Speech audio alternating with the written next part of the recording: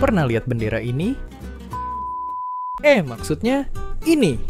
Ya, ini adalah bendera organisasi yang berhasil nyatuin negara-negara di Asia Tenggara buat saling kerjasama. Tapi, pernah nggak sih kalian ngebayangin gimana kalau bendera ini jadi simbol satu negara ASEAN? Ya, apa jadinya kalau ASEAN jadi satu negara?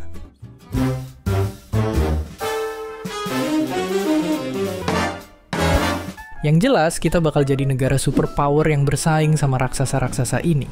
Soalnya kita beneran jadi bangsa yang besar, negara terbesar ke-7 di dunia. Terus, negara ini bakal ada di jalur strategis perdagangan yang dilaluin hampir setengah perdagangan internasional. Belum lagi kekayaan alamnya melimpah.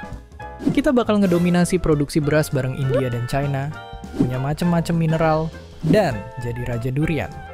Sektor pariwisata juga bakal maju karena negara ini punya macam-macam budaya, tempat wisata, dan tentunya makanan yang lezat. Belum lagi, negara ASEAN juga punya salah satu kunci negara yang kuat. Penduduk yang banyak dengan usia yang tepat buat kerja. Semua ini bikin negara ASEAN Raya berpotensi jadi negara dengan ekonomi terkuat kelima di dunia. Tapi, kalau emang semenguntungkan itu, kenapa ASEAN nggak jadi satu negara aja dari awal? Buat bener-bener ngerti, kita harus tahu sejarah pembentukan ASEAN. Ayo kita balik ke tahun-tahun segini. Ada perang dingin yang kerasa sampai Asia Tenggara. Banyak negara, termasuk di sini, kebagi jadi beberapa kelompok. Blok Timur, Blok Barat, dan yang nggak berpihak kayak negara kita.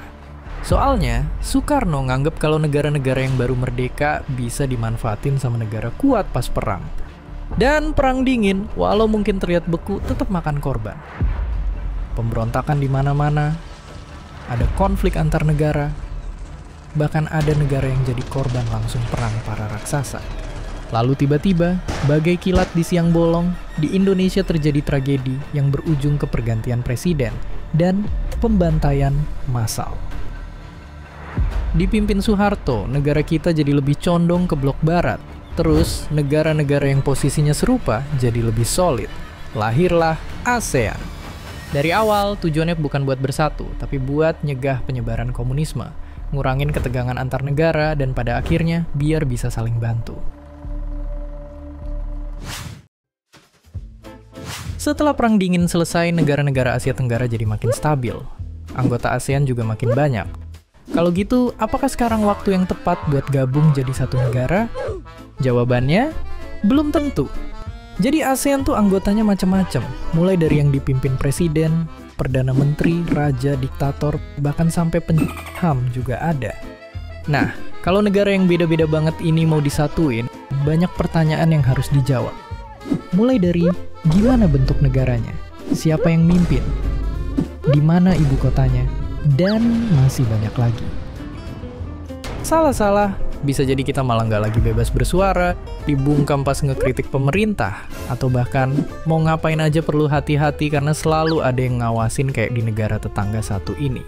Sungguh mengerikan.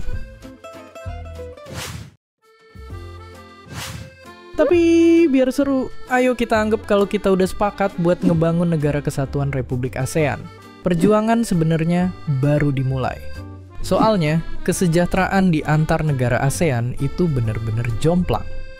Misalnya di sektor ekonomi, pendapatan Singapura puluhan kali lebih besar dari Myanmar. Ketidaksetaraan ini juga terjadi di sektor-sektor lain. Belum lagi, di daerah sini lagi ada pembantaian terhadap warganya sendiri.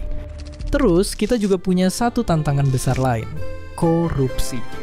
Ya, di berbagai negara ASEAN, korupsi udah mengakar, menjamur, dan jumlah uang yang diambil hampir nggak terbayangkan sama orang-orang biasa. Kalau nggak diberantas, NKRA mungkin malah jadi ladang korupsi terbesar di dunia.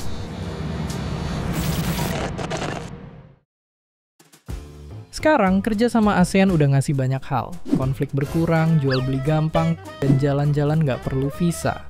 Tapi banyak juga yang ngekritik ASEAN gara-gara nggak nyegah pembantaian di Myanmar dan nggak turut nyelesain masalah Thailand Kamboja tahun ini. Jadi kalau menurut kalian, apakah perlu ASEAN jadi satu negara? Dan seperti biasa, terima kasih